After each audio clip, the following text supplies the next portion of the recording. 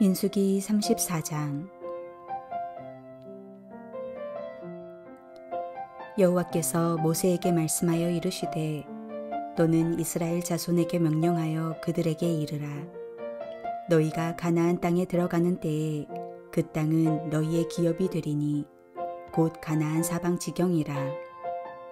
너희 남쪽은 에돔 곁에 접근한 신광야니 너희의 남쪽 경계는 동쪽으로 여매 끝에서 시작하여 돌아서 아그라빔 언덕 남쪽에 이르고 신을 지나 가데스 바네아 남쪽에 이르고 또 하살 아다를 지나 아스몬에 이르고 아스몬에서 돌아서 애굽 시내를 지나 바다까지 이르느니라. 서쪽 경계는 대해가 경계가 되나니 이는 너희의 서쪽 경계니라. 북쪽 경계는 이러하니 대해에서부터 호르산까지 그어라.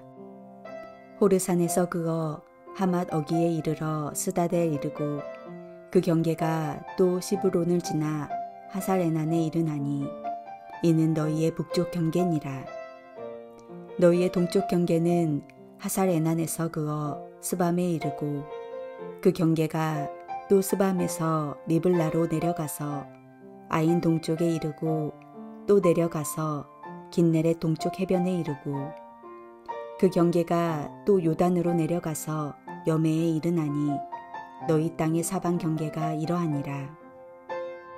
모세가 이스라엘 자손에게 명령하여 이르되 이는 너희가 제비 뽑아 받을 땅이라.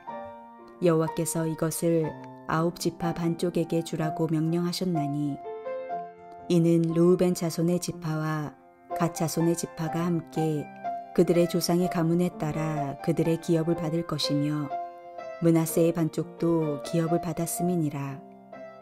이 두 지파와 그 반 지파는 여리고 맞은편 요단 건너편 곧 해 돋는 쪽에서 그들의 기업을 받으리라. 여호와께서 또 모세에게 말씀하여 이르시되 너희에게 땅을 기업으로 나눌 자의 이름은 이러하니 제사장 엘르아살과 눈의 아들 여호수아니라. 너희는 또 기업의 땅을 나누기 위하여 각 지파에 한 지휘관씩 택하라.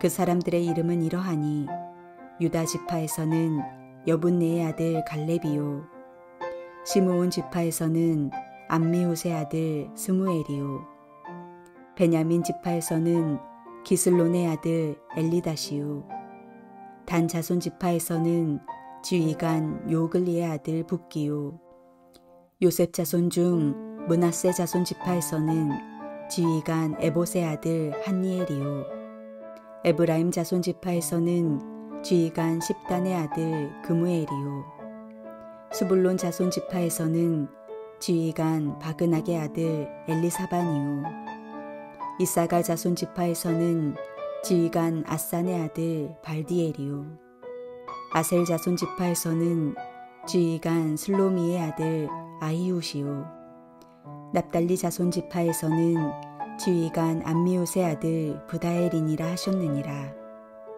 이들이 여호와께서 명령하사 가나안 땅에서 이스라엘 자손에게 기업을 받게 하신 자들이니라.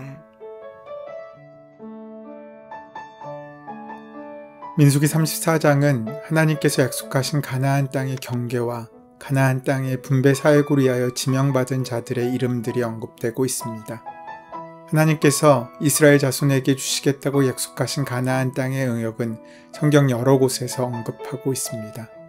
그런데 여기 약속된 땅의 실제 이스라엘 영토의 크기는 소유했던 영토와는 다릅니다. 이 약속의 땅이 훨씬 더 넓습니다.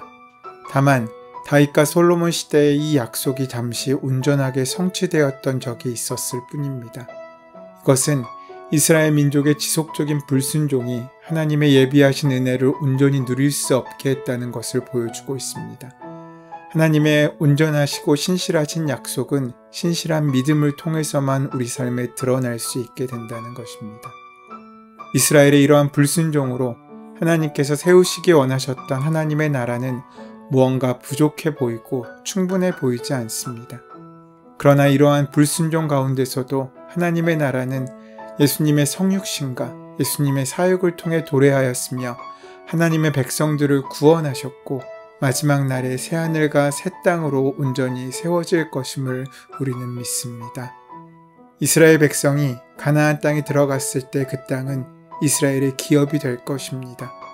하나님의 약속이 온전히 이루어질 것이기 때문입니다.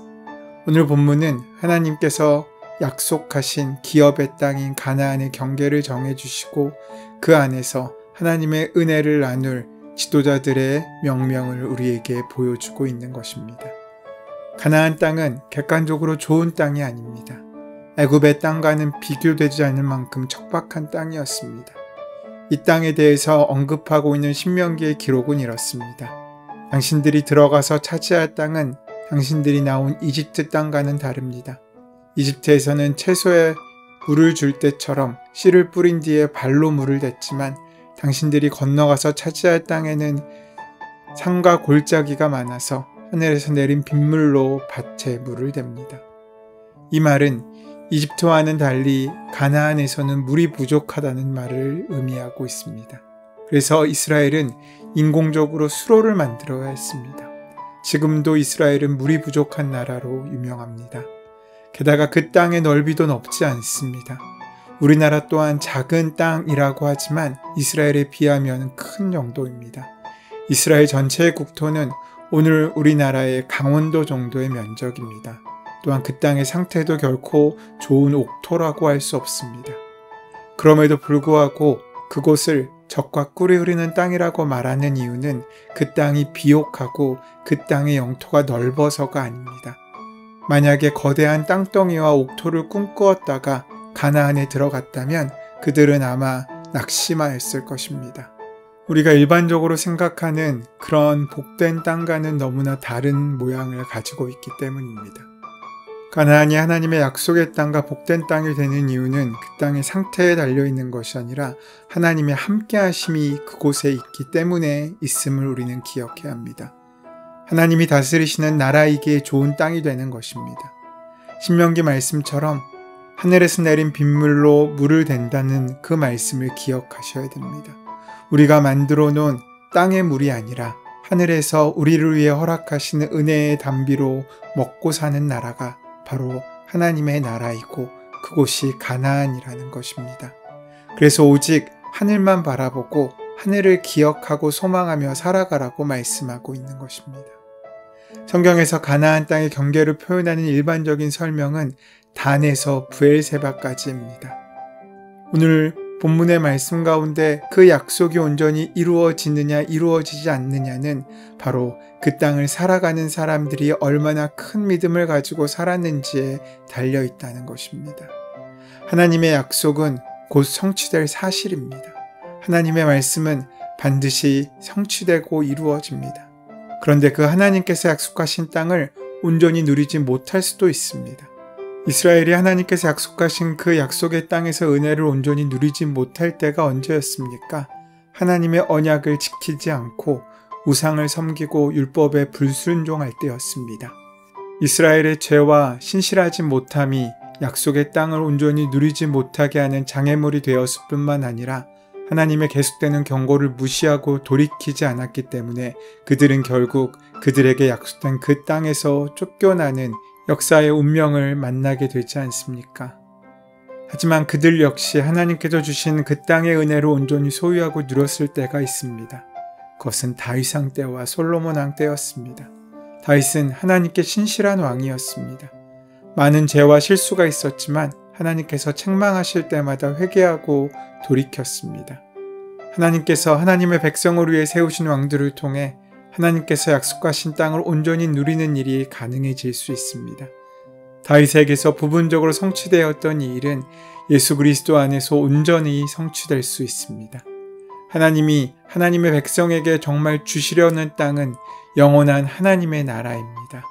우리 눈에 보이는 영토, 우리 눈에 보이는 그럴듯해 보이는 좋아 보이는 그 땅의 상태가 아니라 하나님께서 온전히 우리 안에 거하시고 소유하시고 통치하시게 될 때 우리는 그 땅의 은혜를 만나고 누릴 수 있게 된다는 것입니다. 이러한 가나안 땅을 분배하는 방법은 제비뽑기였습니다. 제비뽑는 방식으로 그 지역과 그 땅들을 분배한다는 것은 하나님의 주권에 의해서만 그 땅이 주어짐을 강력하게 보여주고 있는 것입니다. 이미 말씀드린 것처럼 가나안의 대부분의 땅은 옥토가 아닌 박토였습니다. 남부 지역인 헤브론 지역만이 그나마 옥토에 속했습니다. 그런데 그마저도 쉽게 얻을 수가 없었습니다. 이미 그 땅 헤브론에는 강한 원주민들이 살고 있었기 때문입니다. 그 땅을 차지하려면 희생에 따르는 커다란 전투를 치러야 한다는 것을 의미하고 있습니다. 그나마 좋은 땅을 차지하기 위해서는 눈치작전을 해야만 했습니다. 그래서 자기의 권리를 주장하는 사람들이 생겼을 것이고 그렇게 된다면 분명히 이스라엘 민족들은 분열되었을 것입니다.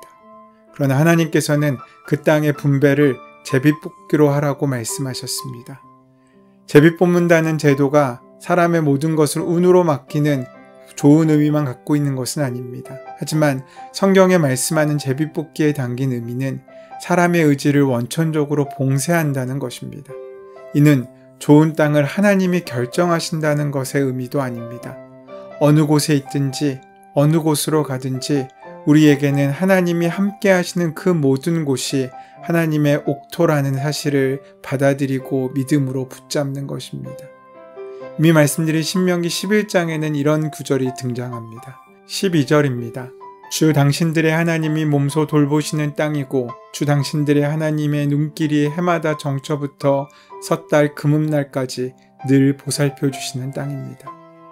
주님께서 함께 하시고 주님께서 지켜주시고 동행하시는 땅이기에 가나안에 가치가 있는 것입니다. 그러하기에 그 땅 가운데 좋은 땅도 나쁜 땅도 구분될 수 없습니다. 하나님께서 약속하신 땅이기 때문입니다. 그래서 우리가 그 명령을 온전히 믿고 순종하며 주님과 동행하는 삶을 인정하며 살아가게 될 때 하나님께서는 우리에게 풍요를 약속하시고 하나님의 은혜를 이루실 것임을 말씀해 주고 있는 것입니다. 가나안은 옥토여서 좋은 땅이 아닙니다. 가나안은 드넓어서 좋은 땅도 아닙니다. 주님이 다스리시기에 좋은 땅이고 주님이 역사하시기에 좋은 땅이 되는 것입니다. 우리가 자주 부르는 찬송가에 이런 가사가 있습니다. 높은 산이 거친 들이 초막이나 궁궐이나 내 주 예수 모신 곳이 그 어디나 하늘나라. 주어진 땅이 척박해도 우리의 삶 가운데 하나님이 함께 하시면 그곳은 하나님의 약속과 은혜의 땅이 되는 것입니다. 우리의 땅이 나빠서 우리가 불행한 것이 아닙니다. 주어진 상황과 형편들이 힘들어서 우리가 힘들고 어려운 인생으로 전락하는 것이 아닙니다. 얻은 것이 적어서 우리의 삶이 궁핍한 것이 아닙니다. 우리 안에 하나님의 함께 하심과 하나님의 동행하심과 통치하심이 없기 때문에 삶이 점점 더 힘들어지고 어려워지는 것입니다. 약속의 땅, 우리의 기업, 이 모든 것은 언제나 하나님의 주권을 통해 분배됩니다. 그것은 그 자체가 축복이 아니라 우리의 사명이 되는 경우가 많습니다. 그래서 우리가 구해야 할 것은 우리에게 많은 은사가 주어지는 것이 아니라 그 은사를 통하여 하나님의 역사를 이루어내는 믿음의 삶을 살아가야 한다는 것입니다. 하나님께서는 이 모든 일을 감당할 사람들로 대제사장 엘르아살과 여호수아에게 책임을 맡기십니다. 그리고 각 지파에서 한 사람씩의 족장이 선출됩니다. 그런데 우리는 여기서 유다 지파의 족장 갈렙의 이름을 만날 수 있습니다. 이제 하나님께서 주신 기업인 가나안 땅을 지파별로 나누게 됩니다. 민수기에서 12지파의 족장들의 명단은 3번 등장합니다. 전쟁에 나갈 수 있는 인구를 조사하는 감독관을 세울 때 1장에서와 가나안을 정탐할 정탐꾼을 세울 때 13장에서 또 약속의 땅을 분할할 책임을 갖고 있는 책임자를 뽑을 때였습니다. 이들은 민수기 이야기의 흐름을 이끌어가는 중요한 역할을 합니다. 하나님께서는 하나님의 역사를 이루시기 위해 각 때에 올바른 사람을 세우시고 부르십니다. 오늘 우리의 삶에 하나님의 은혜의 부르심에 응답하는 선한 삶이 계속되기를 소원하고 축원합니다.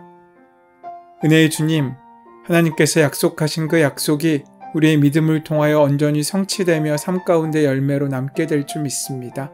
신뢰하며 끝까지 주님과 동행하는 삶을 살 수 있도록 인도하여 주시옵소서. 예수 그리스도의 이름으로 기도드립니다. 아멘.